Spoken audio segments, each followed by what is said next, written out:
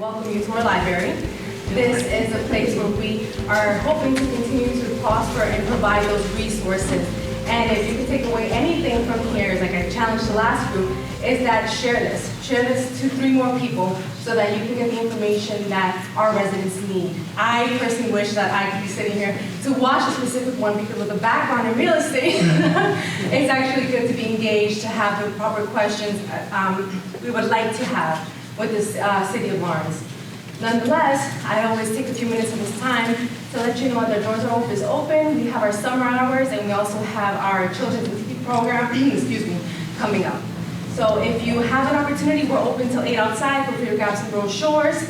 And again, just to reiterate what this program is, it is a way to get information right to the people who need it and the sources, and that is our residents. So if this is something that you can see is valuable to you, then please share it. Let us know what's missing so we can add to it, and we can do whatever we can to continue to contribute to this collaboration. Thank you. All right, Mike, you're on. Thank you, everyone. It's a pleasure to be here. My name is Michael Armano. I'm the Director of the Inspectional Services Department, also the Director for the Board of Health. And you're about to learn all about the Inspectional Services Department and the many things we do. Something about me, I'm from the City of Lawrence, went to Central Catholic High School, UMass Lowell, got my Juris Doctorate from Mass School Law, and my Master's in Public Administration from Anna Maria College. Before I was in the Inspectional Services Department, I worked in the fire department, started in 2011. I was a firefighter, lieutenant, and captain, and then came over to Inspectional Services in 2018. Before I begin, I just want to have a few thanks, actually. First, my staff is here, many of my staff members, so thank you very much. They don't get paid to be here. I appreciate the support tonight. They're very proud of what they do. You're going to learn about a lot of things. So thank you, ISD staff. Of course, thank you to the Lawrence Partnership, the library, and of course, Mayor Brian DePena for putting us on.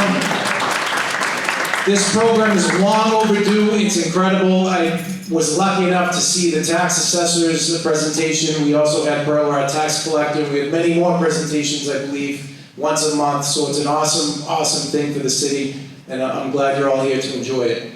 So in general, Inspectional Services, what we do, we protect health, safety, and welfare.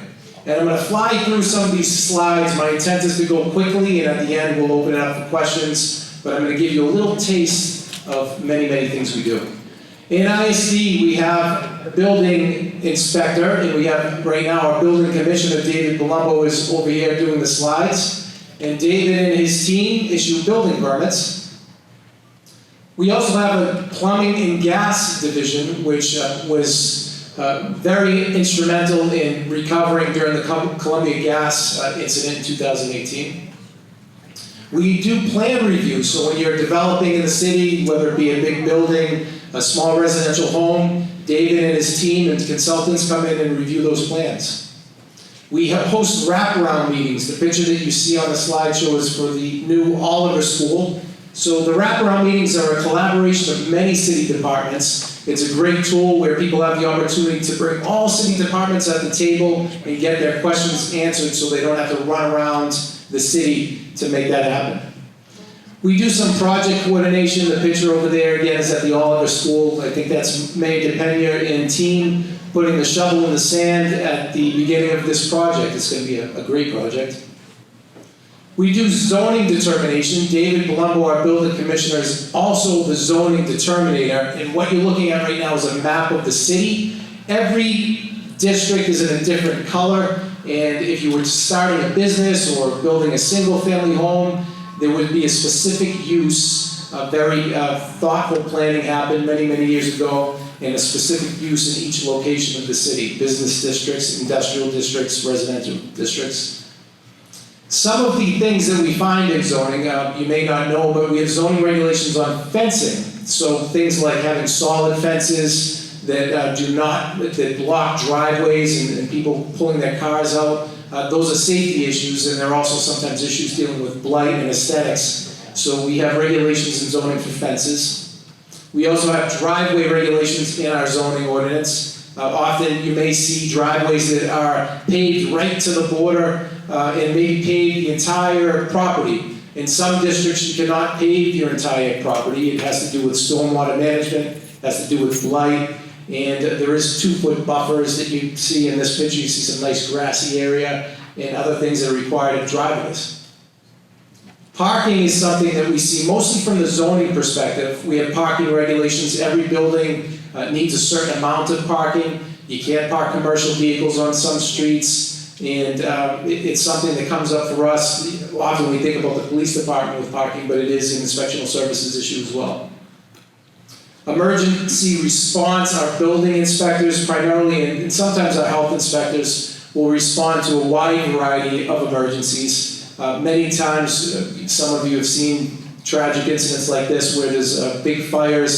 Sometimes there's smaller fires where we have to decide whether the occupancy is condemned, whether they can continue living in the place. Sometimes it might be a small spill. It could be a small fire in a restaurant. We have to decide whether the restaurant needs a temporary close and what cleanup might happen. Homelessness and displacement, the picture that you're looking at now, some of you recognize, was from the Columbia Gas incident. So anytime there's a change of use in this particular occurrence, the fire department, building department, health departments get together and determine whether temporary housing is adequate, whether it's sanitary, and we make sure people have a safe place to live. Raising and partial demolition, of course, when someone has to knock down a building, there's a lot of things that go into that. Shutting off utilities, making sure that the streets are clear, and David and team in the building department issue permits to raise buildings. Maintenance of buildings, believe it or not, sometimes this is not always done, but people have to maintain their buildings, and almost every building in the city must be inspected on a regular and recurring basis. So as we have these programs, it allows us to go in and make sure that things are safe for patrons coming in, they're safe to live in, they're safe for business people, and of course, they look good for our community.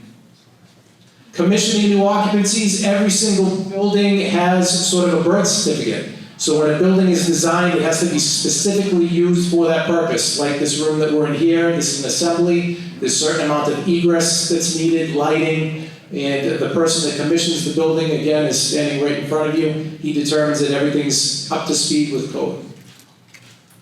New businesses. So if you're starting a new business, again, there's many different uses. Some people might have a restaurant business. Some people might have a nail salon. Whatever that business is, it could be an industry. It could be a laboratory. Every single business has special safety precautions, whether it's in the fire prevention code, the building code, health code. And again, we are part of that process to make sure they have what they need. Food safety is a big part of our health department. We have to make sure that food is stored at the proper temperature. You can't leave food out or else you can get sick. There's communicable disease that can travel through food. So we inspect restaurants and retail stores, and that's the job done by our health inspectors. Communicable disease prevention, again, the picture you're looking at, those are the seats that were in our common that represent our deceased COVID-19 patients, which we had quite a few. Often cities like the city of Lawrence get hit hard. We're a city filled with social determinants, and when we get hit by communicable disease spread, it can be devastating, which it was with our COVID-19 response. We do track communicable disease. This is a graph from our Greater Lawrence Sanitary District. So we work with many community partners to stop the spread of COVID-19, fight communicable disease, make our city a healthier city. And this particular graph is a measurement of our sewer system. And as I always say, you can hide from the testing site with COVID-19, but you cannot hide from your toilet. We will find out how much COVID-19 is in our city by looking at these graphs. Vaccinations. So vaccinations are something that you don't often think of that a municipality does. We've done it for a long time, and of course we saw it more than ever with COVID-19. The city of Lawrence worked in partnerships with Lawrence General Hospital, Greater Lawrence Family Health, and we upstood 2 mass vaccination clinics and put tens of thousands of vaccination in the arms of our residents. Emergency management planning, this is one of our mass vaccination sites that you see right here. This is at the Arlington School. The other one was at the South Lawrence East with Lawrence General. And emergency management is something that's done, of course, before emergencies. Funny enough, right before COVID-19 hit, we had several department heads show up in a roundtable discussion to discuss what would we do if a communicable disease comes through Lawrence. In fact, I see one of Martha Velez, our Director of Health and Human Services, is here. I think she was one of those people at the table because it is a team effort. It's a team effort of all departments. When we stand up these clinics, it's a Department of Public Works, it's Fire Department, Police Department, and I can go on, but a true team effort in the city. Testing for diseases. Another thing that we set up was testing. And there's a picture of Governor Baker, I believe he was here in the city of Lawrence. When Lawrence General set up their testing site in the parking lot, again, another team effort by the city, a lot of players involved in that.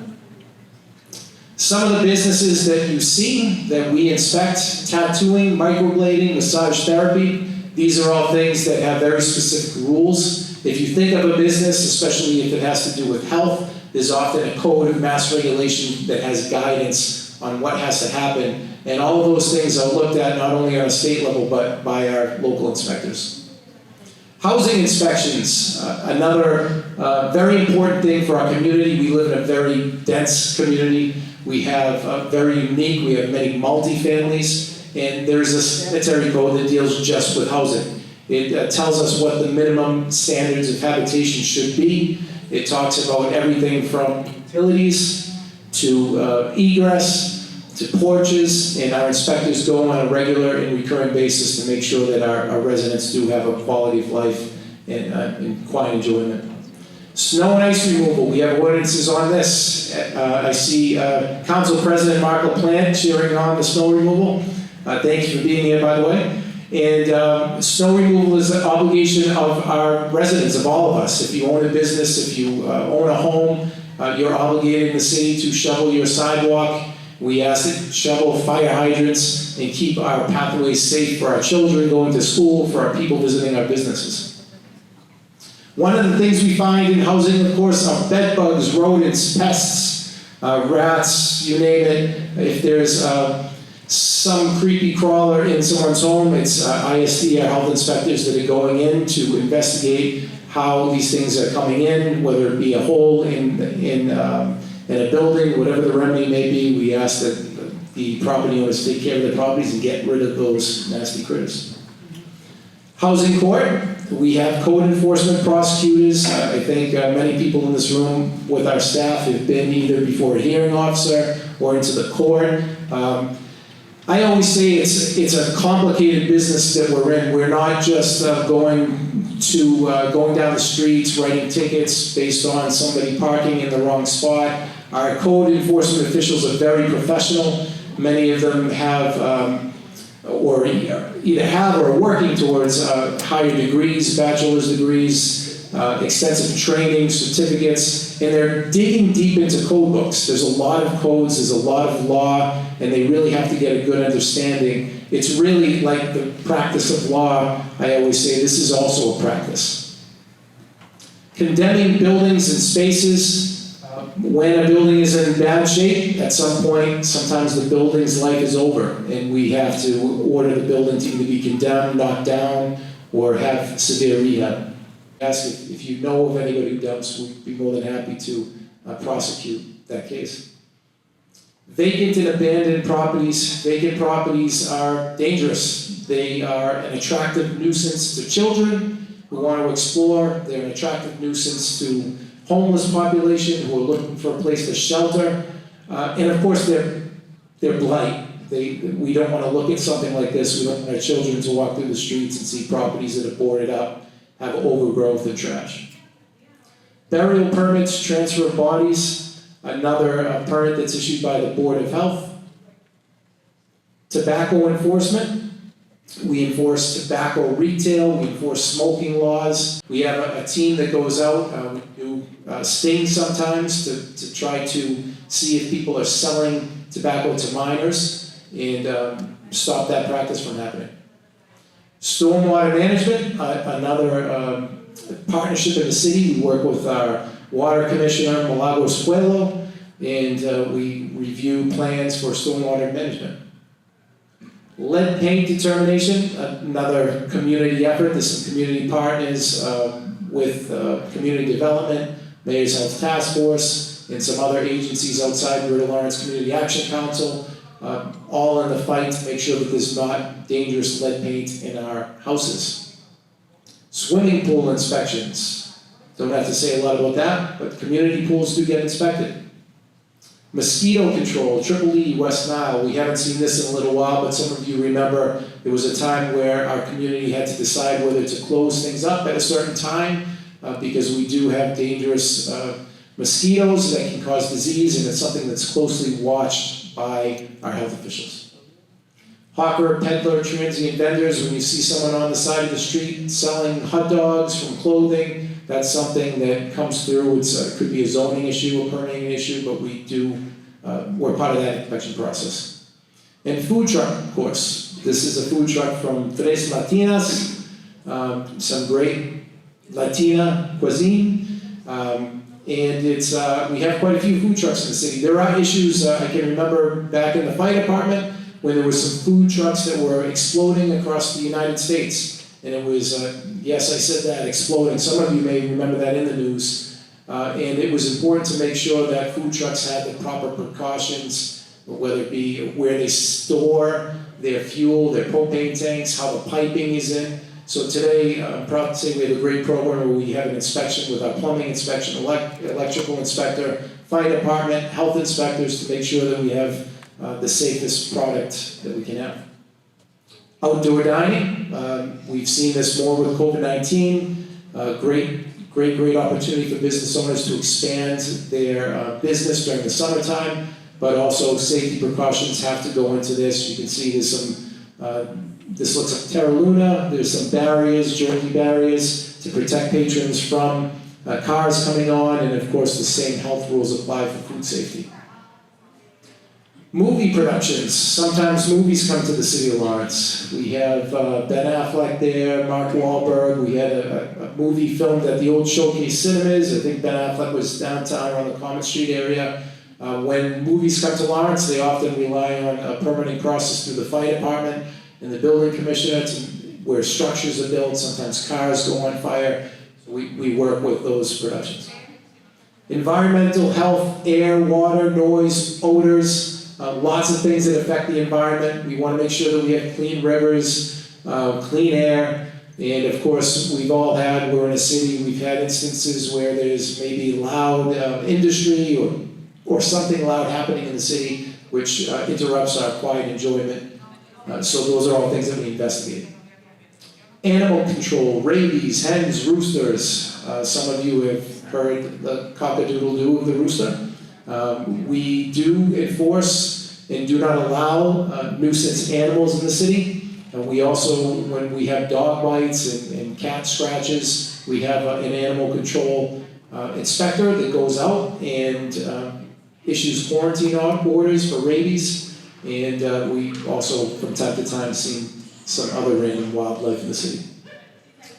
Hearing administration, ticketing, we have a pretty extensive ticketing program. We now, under Mass General Laws 40U, we have a hearing officer that comes to City Hall twice a month, and we enforce tickets on that level before they go to court.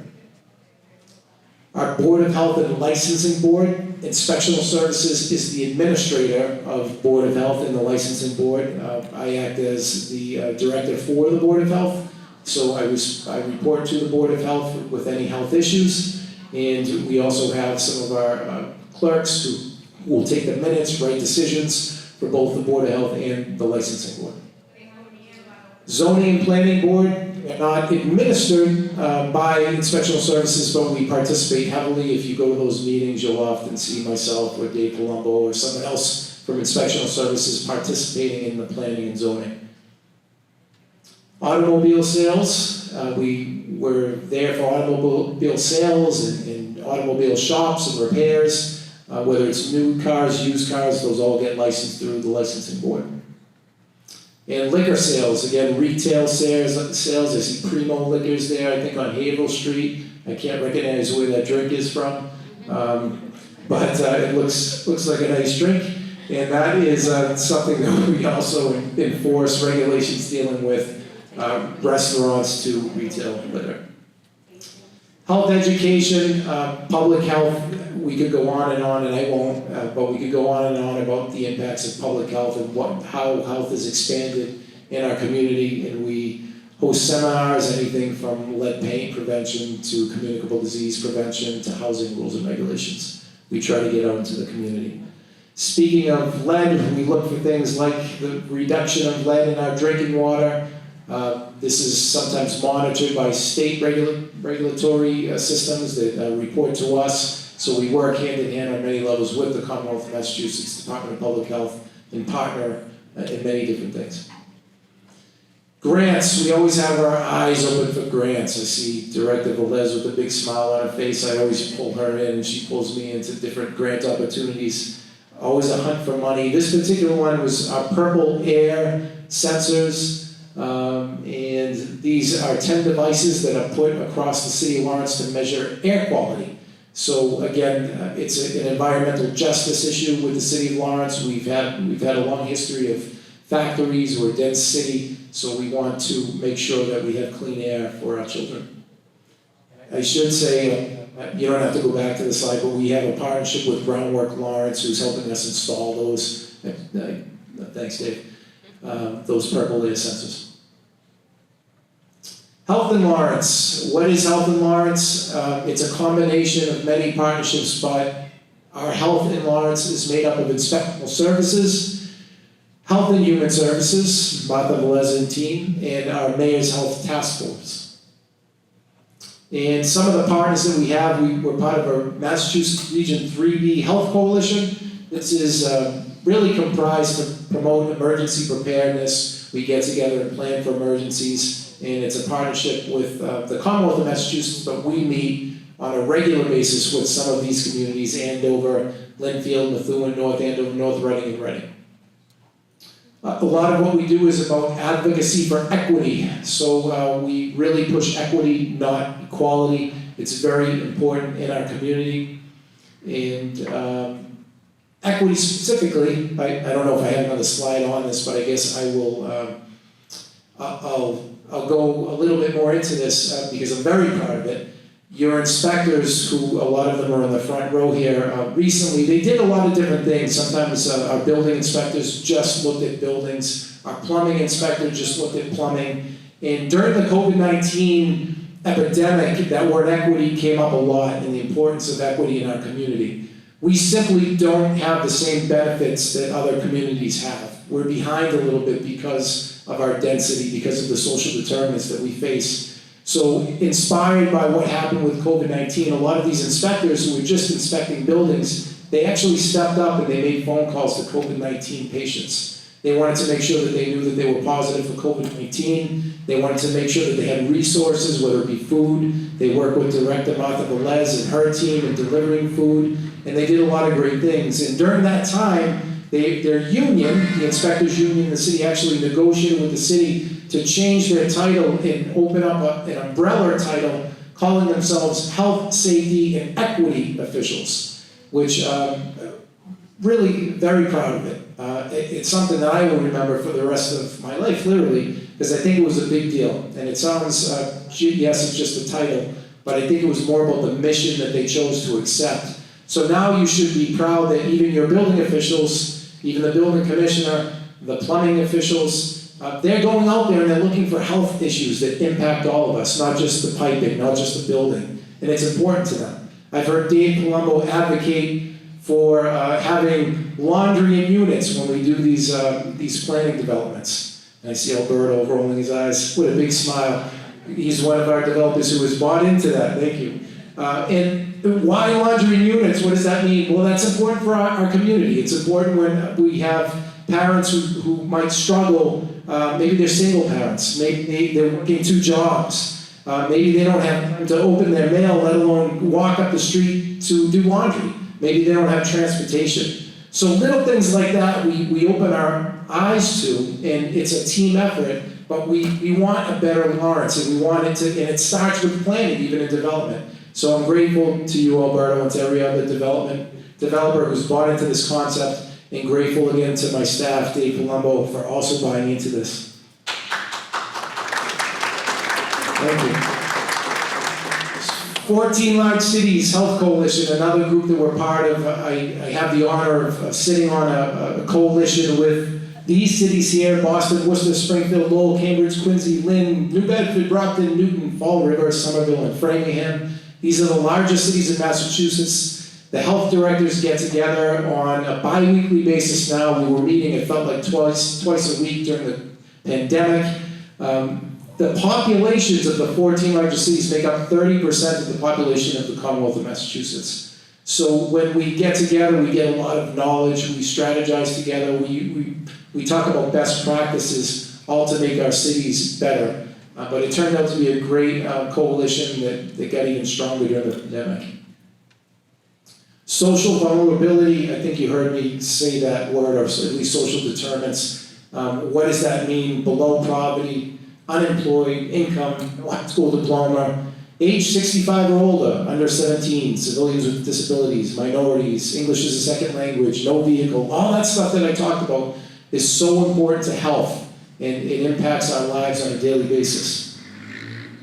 Environmental justice, you heard me talk about that already. We've been a hotspot for pollution, and sometimes this stuff still today impacts our lives. This particular picture of one is the Merrimack Paper Company, which I'm very proud to say Mayor Brian DePena is pushing very hard to get this building knocked down. I cannot wait. We have some grant money for this, but this is just one example of some of the old factory buildings, the pollution that was in our city that we're struggling to get out of.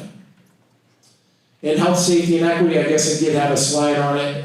Again, bravo to my staff for doing this. It means the world to me for sure. ISD hours of operation, 24/7 for the most part, but if you want to find us at City Hall, we are open from 8:30 to 4:30. If there's an emergency, we are often dispatched by our fire department dispatchers. Some of the services, some of the things that you saw here, permitting, licensing, registrations, complaints, we're sort of the wild card department for all of your needs. And that's my contact. Again, I'm Mike Armano, Armano at citylawrence.com. And the phone number for our office is 978-620-3130. And I think that's the end.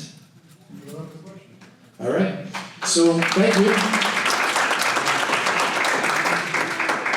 So I hope that went quickly for you. I wanted you to just get a taste. I know I didn't get into too much detail, but I definitely would love a discussion, and I'll actually open that up also to my staff as well. If you have any comments, anything you want to say, anything that you're proud of in the department, or just the feedback that you want to give based on some of the questions of our community, feel free to do that. But anyone from sitting down from our community have any questions, comments, concerns? The question was, what about telephone poles? We are involved sometimes in that process. It's primarily a function of the city engineer that works with utility companies, but you do find some regulations like you're mentioning, the doubling poles, also poles next to driveways. Sometimes they cross over in the zoning regulations. So one of the things that we take pride in doing is working closely with the other department heads, so when we have issues like that, we collaborate and work together. But that is something. That and any other question, whether we handle it or not, I want to invite all of you. You're always welcome to send me an email, to reach out. So to start a restaurant, it all starts with really the building commission. Again, the building commissioner is the zoning determinator. So you have to figure out, are you allowed to have a restaurant in the location that you're choosing in the city? Once that zoning determination is made, then it comes down to what type of restaurant are you building, or is this restaurant going in an existing spot? There may be licensing issues for alcohol. You may need an alcohol permit or license if you're doing. You would need. So there's whether it's licensing for the alcohol, a food permit from our health inspectors. All of the permitting goes through Inspectional Services. If it's a larger, more complicated situation, again, here's where the wraparound meetings come into play. You may have a unique idea. We've had recently a brewery come to our city, the Spigot River Brewery. They have a food truck outside. Some of that stuff went through many departments where discussions were made, and we help people along the process to start a restaurant or whatever business it may be. But to sum it up, it goes through Dave Palumbo, zoning determinator. Permit is given for build out, and then food permits and alcohol permits are given shortly thereafter. Great question. So, assuming the responsibility is who cleans alleyways, trash, all that, the ordinance right now reads that the property owners, the abutters, or the property owner is responsible for streets, alleys, and sidewalks. It's a challenging question in our community, again, because we have some of the dumping that we have. And it's infuriating, to be quite honest. So our heart goes out to people who suffer through this and have people dump things in the alleys, or, I mean, just think it's just as bad. You might as well dump something on my front lawn, right? It's just blight in the community, awful for our children. We will work with you. We encourage people to get cameras if they can, to keep their eyes open, look for license plates, try to identify who's dumping if that happens. Ultimately, again, the ordinance reads that the homeowner is responsible. It's definitely a crime, and we don't tolerate it. If we can find someone, we will prosecute them. We will try to seek $10,000 in damages, whether it be criminal prosecution or civil prosecution. We're going to go after people who dump in our city. Yeah, great question. Are there grants for property owners, exterior of the building, that type of thing? 100% if I see them, I am a zealous advocate as well as my staff for those things. We want to make the community better. I haven't seen things like that, but they do often go through community development. They may go through a random department because it might be tied in with another initiative. But I think it's fair to say that the department heads work well together. The mayor's team works really well in identifying these opportunities. It may be something that the chief of staff sees. They may forward it on to me. If it's not something that's relevant to me, I forward it on to the proper department. But we look for everything. So I encourage anyone in the community, if you see a grant, whether it's in the newspaper, whatever it may be, you're surfing on the internet, don't assume that we know what it is. If you want someone to send it to me, and I'll certainly vet it out. But we'll definitely spread that word. Mayor DePena is very passionate about growing the economy in our city and growing businesses, and of course stopping blight in our city. So we're with you with that, and we'll keep our eyes out. Yes? Do you also inspect solar panels? We do. The question was, do we inspect solar panels? And the answer is yes, that solar panels require both an electrical permit as well as a building permit. The question was, do we keep track of condominiums or other units as the development comes into the city? And the short answer is yes. The complicated answer is we're getting better at this. So we have an online system called CitizenServe, and it's launched about 3 years ago. And it's, I gotta call you out, President LaPlante. He has a little smile on his face because it's like any system, it's a challenging system, and we've been working through some kinks. And there's certainly, if you've used it, I want to thank you for your patience, because I think computer systems and tracking are critical to accountability. They're critical to transparency, both for code enforcement as well as getting data to help us with things like those grants. So thank you for your patience with the system, and we're going to continue to make those better. But that is our tracking system. So when units come online, each parcel is logged into CitizenServe. We have a rental registration currently, so property owners who rent properties should register their property. We also have a business registration, which is a free registration that we implemented during COVID-19 to help communicate to businesses so that they are aware of things that might pertain to their health and safety and announcements from the city. And again, that's a free registration. If you have a business and you haven't done that, I encourage you to do that. And our goal is to get out and make sure that our community knows this so that we can gather that data and make it better. Yes, sir? Billboards, you guys work for billboards? Billboards, yes. Billboards are signs, and they are heavily regulated in the zoning ordinance. There's lots of different types of signs, from billboards to interior illuminated signs, and they are all in the zoning ordinance. I hope you all found this as educational and as informative as I have. And just one more round for Michael and his staff. They do a great job for the city. Thank you. Thank you again, thank you all for being here, thank you staff, thank you Lawrence Partnership, thank you Mayor Brian DePena. This is, I hope to see you next year. And I should have team. I also I want to thank Karina Calderon, I want to thank Giselle Peguero, and I want to thank Isadora Quiros, who is the Lawrence Partnership staff, and they make this all happen. So we hope to see you all again next month. Thank you so much.